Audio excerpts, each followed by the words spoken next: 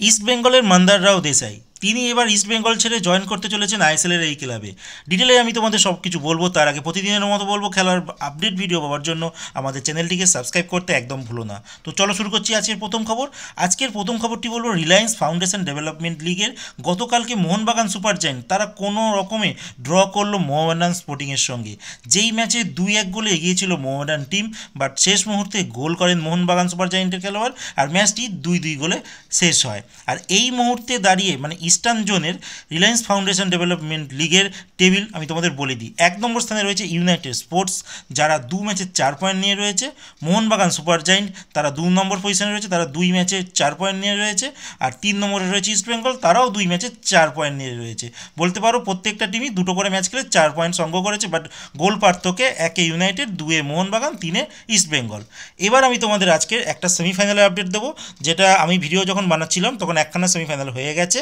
এরপরে একটা ফাইনাল আসবে, তো সেটার আপডেট হয়তো আমি আগামীকাল ভিডিওতে জানাবো। তো আজকের যে সেমিফাইনালটা হয়ে গেছে সেখানে সার্ভিসেস টিম তারা 2-1 গোলে হারিয়ে দিয়েছে মিজোরামকে, আর সার্ভিসেস টিম তারা সন্তোষ ট্রফির ফাইনালে চলে গেছে।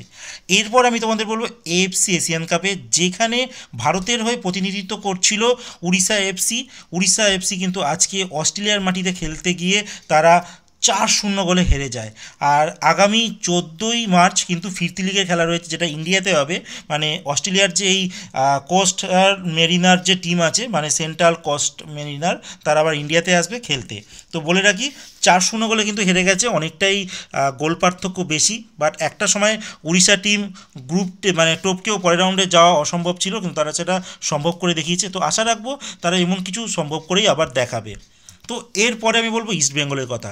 গতকালকে ইস্ট বেঙ্গল টিম তাদের হারের যে ধারা সেটা বজায় রেখে চলেছে, যেখানে তারা 1-0 গোলে এফসি গোয়ার কাছে অ্যাওয়ে ম্যাচে হেরে গেছে। আর এই ম্যাচে এফসি গোয়া কিন্তু 26খানা গোলে শট নেয়, যাদের মধ্যে অন টার্গেট ছিল মাত্র 7খানা। তো বুঝতেই পারছো 7খানা অন টার্গেট ছিল, যদি এটা বেশি হতো তাহলে কিন্তু এফসি গোয়া এই ম্যাচে বেশি গোলেও জিতে মাঠের বাইরে তারা যেতে পারতো। তো ইস্ট বেঙ্গলের এই হার নিয়ে কিন্তু টপ 6 পজিশনের চান্স অনেকটাই কমে গেল, বাট এখনও অবধি আছে, দেখা যাক শেষ অবধি কী হয়। এবার দল বদলের কিছু খবর বলবো, যেখানে সামার ট্রান্সফার উইন্ডো খুলতে চলেছে, আর যেখানে একটা নাম উঠে এসেছে কিয়ান নাসিরি। বর্তমান পত্রিকা তারা দাবি করছে কিয়ান নাসিরি মোহনবাগানের, আর একজন আছে হামতে। এই দুখানা খেলোয়াড় নাকি মোহনবাগান টিম ছেড়ে পরের বছর যে সিজন নতুন শুরু হবে সেখানে চেন্নাই টিমে তারা সাইন করতে চলেছে। একটা দারুণ অফার পেয়েছে তারা, আর এই দুটো খেলোয়াড়ের বয়সও কম, তাদের কাছে সুযোগ আছে ন্যাশনাল টিমে খেলার। তো তারা সেই স্বপ্ন নিয়েই হয়তো তারা চেন্নাইতে সাইন করতে পারে, বাট এখনও অবধি রুমার এটা বলতে পারো, কারণ এখনও অবধি তারা কিন্তু কোথাও সই করেনি। বাট চেন্নাই টিম এই দুজন খেলোয়াড়কে প্রবলভাবে চাইছে। আর শুধু এই দুজন নয়, ইস্ট বেঙ্গলেরও একজন খেলোয়াড়কে চাইছে, যার নাম হচ্ছে মন্দার রাও দেশাই। তোমাদের আমি ভিডিও শুরুতেই বলছিলাম, এই মন্দার রাও দেশাইকে কিন্তু চেন্নাই টিম কিন্তু চাইছে। আর চেন্নাই টিম থেকে শোনা যাচ্ছে প্রি কন্ট্রাক্ট এই খেলোয়াড় মানে মন্দার রাও দেশাইকে সাইনও করিয়ে নিয়েছে।